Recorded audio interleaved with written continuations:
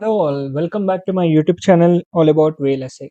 In this particular video, we are going to discuss about floating point representation, and this particular video is a part of computer organization series. Now, let us first of all try to understand what is this fixed point representation and what is this floating point representation, right? Now, let's say if I have a number like a simple number 15, it can be simply represented as 1, 2, 3, 4 ones. Let's say if I have 6 bits to represent 15, then I can represent 15 as uh, 0, 0, 1, 1, 1, 1. Okay. Let's say if I need to represent 15.2, how I am going to represent? So for representing my fractional numbers or decimal numbers, I have two kind of representation. One is fixed point representation and another is floating point representation. If you want to represent an integer, it's straightforward. You can just convert it into binary using 8421 and all. Okay. But if I want to represent any particular fractional number or a decimal number in binary format, then I have two kind of representations. One is fixed point representation and another is floating point representation. Let us try to understand this floating point and fixed point representations with this example, right?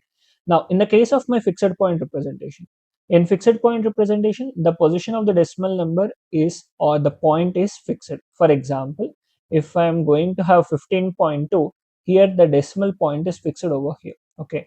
And so 4 bits for integer and 4 bits for fractional point. So let's say if I want to represent this particular 15.2 in binary format, 15 if I want to represent, then I'm going to write it down as 1, 2, 3, 4 point, and 2 if you want to represent, you can just multiply it by 2. So you're going to have zero point 0.4. Zero point 0.4 into 2 is 0.8. 0.8 into 2 will make you 1.6, and 0.6 into 2 will make you 0.3. So this is a number which we are going to get. So 15.2 can be represented as 0, 0, 1, 0. If you want to cross verify, this is how I can represent my 15.2 in binary format, right?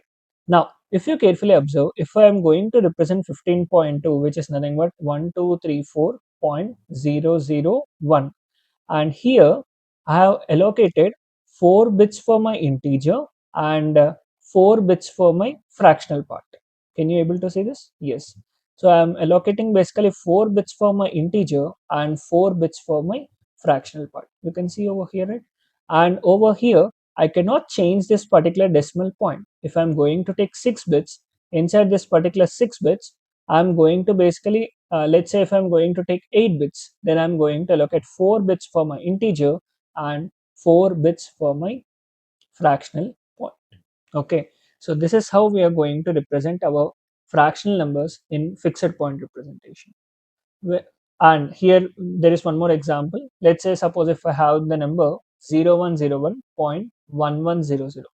Now in the integer part it can be represented as 5, and in the fractional part it is nothing but 0.75. So it is nothing but 0101.1100 is nothing but 5.75. And over here you are not going to change this particular decimal point. The decimal point is fixed. That's the reason it is known as fixed point representation.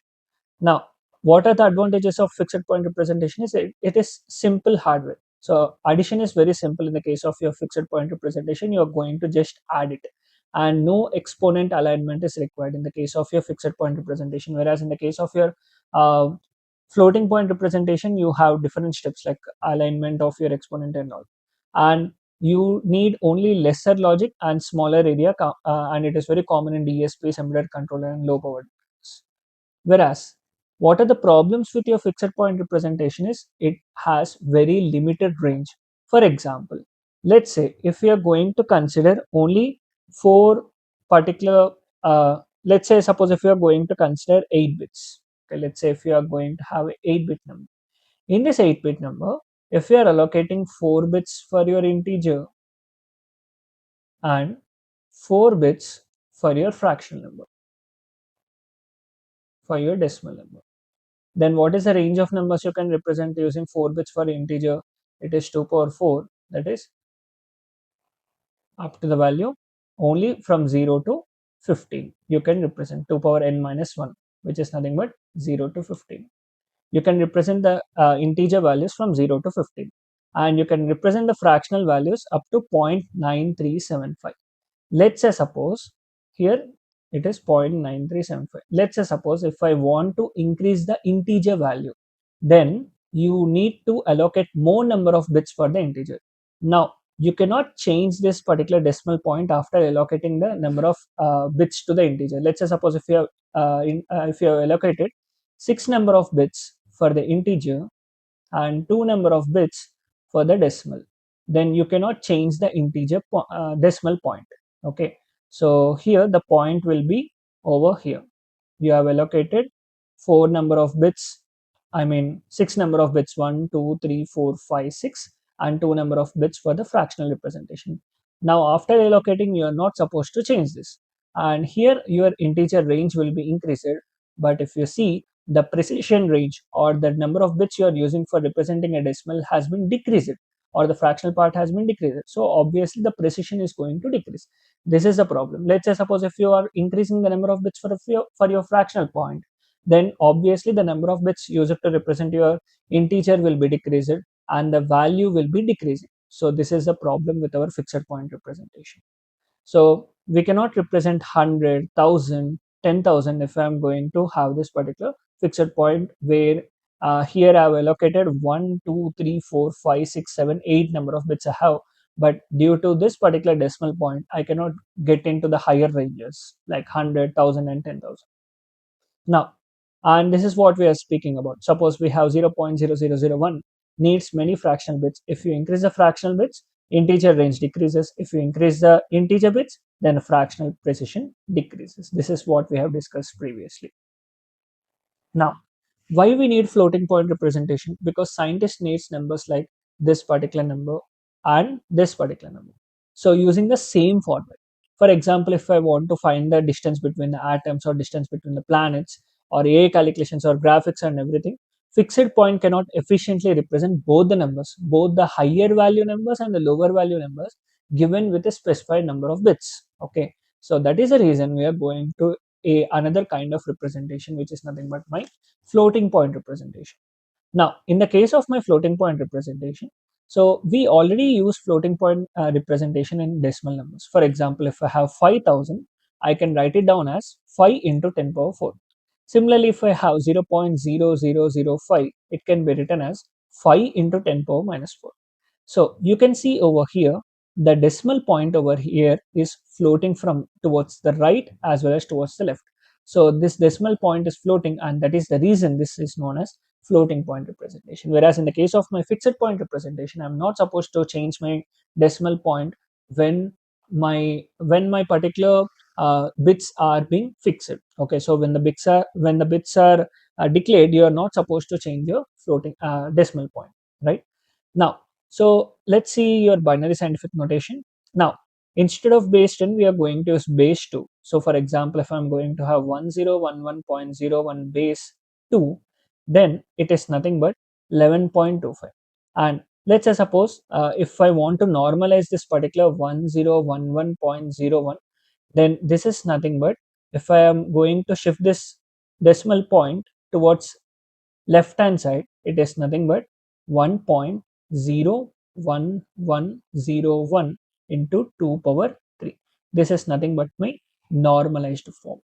Now, if I want to represent any particular floating point number, I'm going to represent that particular floating point number in normalized form. So how I'm going to represent it in normalized form or scientific notation is, let's say suppose if I have any number, it can be represented as plus or minus into 10 plus or minus the exponent. Exponent can be plus or exponent can be minus in the case of my decimal numbers. But in the case of my fractional numbers, let's see one example. Let's say if I'm going to have a particular decimal number as 0.004345, then I can represent this number as 4.345 into 10 power minus 3. Okay, So this is nothing but my scientific notation. Now here you can see I have two terms. One is significand and another is exponent. This is nothing but my significand and this is nothing but my exponent. Here you can see the exponent is basically negative. Okay. Now the then value which is basically before the decimal point, it is known as significant, and in the scientific form this is known as scientific form of representation. And in the scientific form of representation, you are going to have only one significant before the decimal point. Okay. Now let's say if I want to represent a binary number in my scientific notation, then in the case of my decimal numbers, before the point I can have any value from 0 to 9, but in the case of my binary values, I should have only my significant bit as 1. Okay, because in binary numbers we do only have zeros and ones, right? So in the case of my scientific notation of a binary number, I should have only one which is placed before my decimal value. Okay, and this is nothing but my significant. And in scientific notation, always significant should be equal to 1. Point, whatever the value you're going to write down over here, this is known as significant or the fractional value. Whatever the fractional value you have, right? So that particular fractional value you're going to write down over here. It's a binary value. I'm representing it in binary value into 10 power plus or minus the exponent. Whatever the exponent we have, right? That I'm going to represent over here. For example, if I'm going to have a particular value, let's say suppose 1011.01 base 2, this can be represented in scientific notation as 1.01101 into 2 power 3. I cannot write 0.101101 into 2 power 4. No, this is not a scientific notation. You should, if you want to represent any particular binary value in a scientific notation, always before your decimal you should have 1 present. So this is nothing but my scientific notation, and here this is nothing but my significant, and this is nothing but my fractional part, and this is my exponent.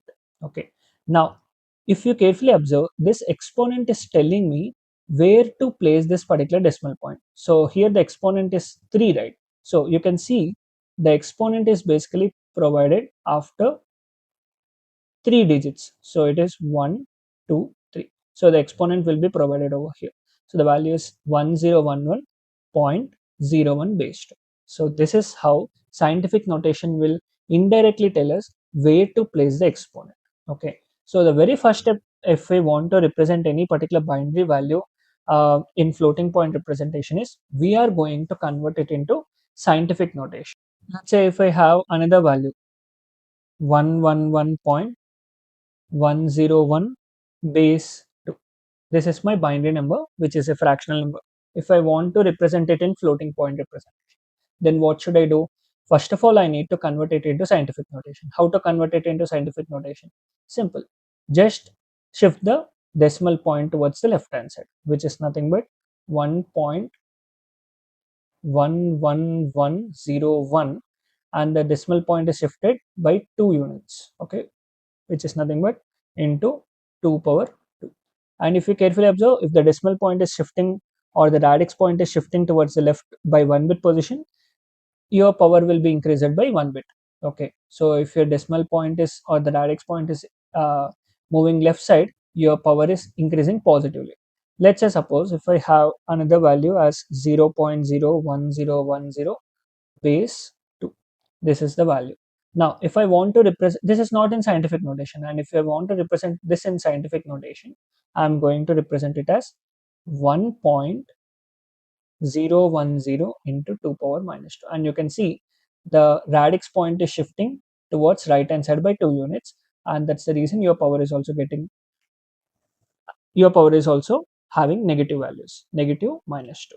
Okay, so this is how you're going to represent your uh, fractional numbers, fractional binary numbers in scientific notation. Okay, now now let's say if I want to represent any particular floating point number. Now what are the different components of a floating point number is sign bit, next is exponent, and mantissa. Now if you carefully observe, uh, Now, if you carefully observe, this mantissa is nothing but your significant or the fractional part. This is nothing but my fractional part, and this is nothing but your exponent. Okay, and this is a 32-bit representation, so it is basically single precision format. So in the case of a single precision format, you are going to have 32 number of bits for representing any particular number, right? Where exponent is given 8 number of bits, and mantissa or the fractional part is given 23 number of bits. Okay, and you have one bit allocated basically for sign. Okay, now this sign, if it is this sign bit, if it is equal to 0, your number is a positive number, and if the sign bit, if it is in 1, it is a negative number. Okay, for example, if I'm going to have any particular value as 1.01101 into 2 power 3, this is nothing but my, it is in scientific format or the standard format it is presented. Now, how to represent this is this in your floating point representation. So you have 1.01101 into 2 power 3. So it's a positive number. So you're going to allocate sign bit as 0 and exponent. So after sign bit, immediately you need to represent your exponent. So exponent is over here, it is 3. Okay, so you're going to represent 3 over here in 8 number of bits. Okay, now, and followed by Mantissa. Mantissa here it is 01101, and it's basically 23 bits. Okay, so all zeros followed by, at the last you are going to have 01101. This is how you are going to represent your, and this is nothing but my sign bit, and this is how you are going to represent any particular decimal number in floating point number. And if you have carefully observed over here, I'm not storing my significant. So significant, I'm not, and if you have carefully observed over here, I'm not storing my significant, that is 1. Why I'm not storing it? Because obviously, if you are representing it in scientific format, the significant should always be 1. So you're not representing, you're not storing this particular bit in your representation. By default, it is 1. So by default, it is 1. So you're not going to store it. Okay. Now, let's say suppose if I want to, if I'm going to have a exponential form as negative. Let's take this example where we were having uh, exponent to be negative. Let's say if I'm going to have 01010 base 2. First of all, how should I should convert it into scientific form, which is nothing but 1.010 into 2 power minus 2. Now, I'm not going to store this bit because this will be always 1, right? And it's a positive number. So I'm going to basically have sign bit as 1, and next is exponent. Exponent I should store within 8 bits, I should store minus 2, I should store, and next is mantissa or the fractional part, which is 010 followed by 23 followed by 20 zeros, because it is 23 bits, right? So you're going to have 20 zeros followed by 010. And if you have carefully observed over here, and if you have carefully observed over here, if you want to represent your exponent in 8 bits and your exponent is a minus, is a negative number. Now, for representing your negative number, we know that we have 3 forms of representation. One is sign magnitude form of representation, and another is 1's complement format of representation, and followed by 2's complement format of representation. Now, in the sign magnitude format of representation and 1's complement format of representation, we already know that we have a disadvantage that plus 0 and minus 0 are going to have 2 representations. So I'm not going to use this 2 kind of representations for representing my negative. Now, what is the option which is left for me, which is 2's complement format of representation. Now, let us see about this 2's complement format of representation. Let's say if I'm going to have 4-bit allocated. Normally I have 8-bit allocated, but let's say I'm going to have 4-bit allocated. So plus 0 is nothing but 0000, and plus 1 is 0001, plus 2 is 0010, plus 3 is 0011, 4 is 0100, so on I'm going to. Now let's say if I have minus 1, -1 is basically 1 1 1 1, and -2 is basically 0 1 1 1. You can see a drastic change of bits from +0 to -1. Yes. So if you're going to consider 2's complement format of representation, you basically don't have continuity when you're going to enter from negative numbers to positive numbers. You're directly jumping from triple one to four zeros. Okay. So that is the reason we don't have any particular continuity in the case of my 2's complement and 1's complement representation. I'm not going to use this 2's complement and 1's complement representation for representing my negative values in the case of my floating point representation, and I'm going to use something known as bias representation. Okay, so in my floating point representation for representing my exponents, I'm going to use something known as, now what do I mean by this bias representation? Let us try to understand. Now in the case of your bias representation, just you're going to add the bias value. For example, for a 4-bit number, I'm going to add, for a 4-bit number, I'm going to add a bias of 2 power n minus 1 minus 1. So what do I mean by this? So it is nothing but 2 power 4 minus 1, which is nothing but 7. Now let's say if I want to represent a particular value minus in 4-bit representation, I'm going to have the values. Let's say suppose if I have a value -7. Okay, then how to represent it? -7, which is represented in bias value, which is nothing but you need to add +7, which is 0. So in bias representation, -7 is represented as 0. Let's say suppose if I want to represent -6, which is -6 plus 7, which is 1. And in binary format, it is 4 zeros. It is 0 0 0 1. And let's say if I want to represent -5, it is nothing but -5 plus 7, which is nothing but 2, which is 0 0 1 0, so on.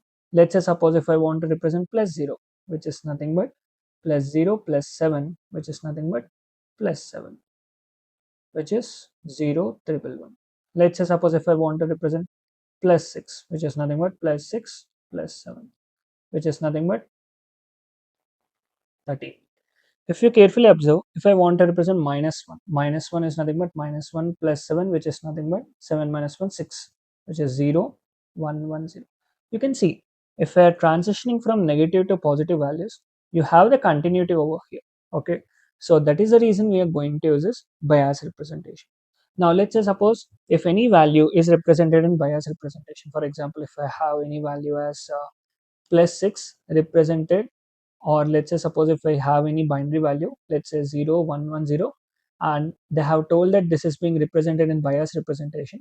First of all, you need to convert it into decimal, which is +6, and you need to subtract it with the bias value, which is nothing but +6 minus 7, which is nothing but 1.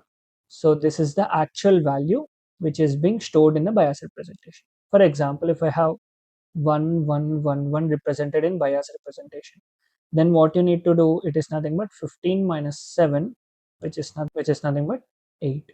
So 4 ones is nothing but plus. So this is how you're going to represent your values. Let's say suppose if I said that 4 zeros is represented in bias format, it is nothing but 0 minus 7, which is nothing but -7. Okay, so this is how you're going to represent your exponents in bias representation. Now coming back to our discussion, let's say if I want to represent, so how to represent this 3 in bias representation? So 3 plus, here we have 8 bits. So what is the bias value? It is nothing but 2 power 8 minus 1 minus 1, which is nothing but 2 power 7 minus 1, which is 6. 2 power 8 minus 1 is 7. Sorry. So 2 power 7 minus 1, which is equal to 2 power 5 is 32, 64, 128 minus 1, which is 127. So you need to subtract, so you need to add 127 plus 3, which is equal to 130. Now you need to represent 130 in 8 bits, so which is equal to 1 triple 0 double 0 1 0. So 1 triple 0 double 0 1 0.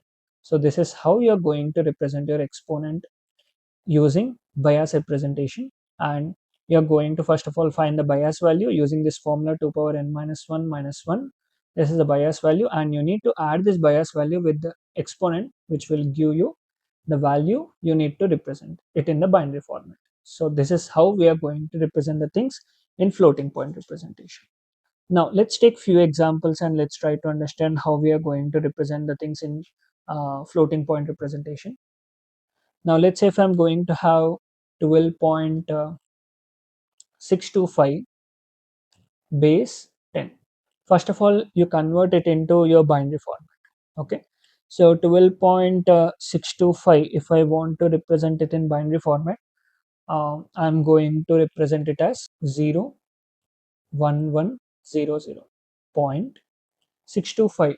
You can just continuous multiplication by 2. So 0.625 into 2, and whatever the result you got, you need to continuous multiplication, which is nothing but 1010. Okay. So this is the value which I'm going to get in binary. Now what I need to do, I need to normalize it. Okay. Or I need to represent it in scientific form. Now I should shift my radix point towards the left hand side so that I'm going to have a positive exponent, which is nothing but 1.1010 into, I've shifted 1, 2, 3. So into 2 power 3. So the exponent over here is positive value. Now the things are simple. So you don't need to store this particular bit. So first bit is a sign bit, which will be 0 because it's a positive number.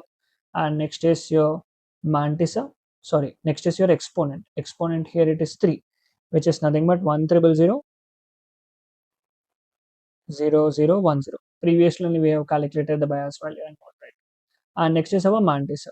So 1001010 and followed by all zeros. So sorry, previously I have told you all zeros followed by the Mantissa, right? No, uh, it's not an integer, right? It's a fractional value. So first of all, your value should be present, which is nothing but 01101 followed by the 20 number of zeros, because it's a fractional part, right? Here also you're going to do the same thing.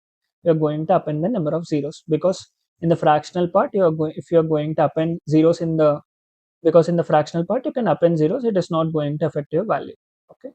Yes. So this is the floating point representation of the given number 12.625. And in the case of my double precision, I'm going to have total 64 bit, where 1 bit is for sign. And in the case of your double precision, you are going to allocate 64 bits, where 1 bit is for sign and remaining bits are for your exponent. And remaining bits are for your exponent, which is basically 11 bit, and other bits are for your Mantissa or the significant, which is 52 bit. So this is how you're going to represent your fractional point or the fractional number in your double precision format, floating point representation, double precision format. Yes. So that is about your floating point numbers. And yeah, so that's about this particular session. If you like this video, please like, share, and subscribe to my YouTube channel all about VLSI. Thank you for watching this video.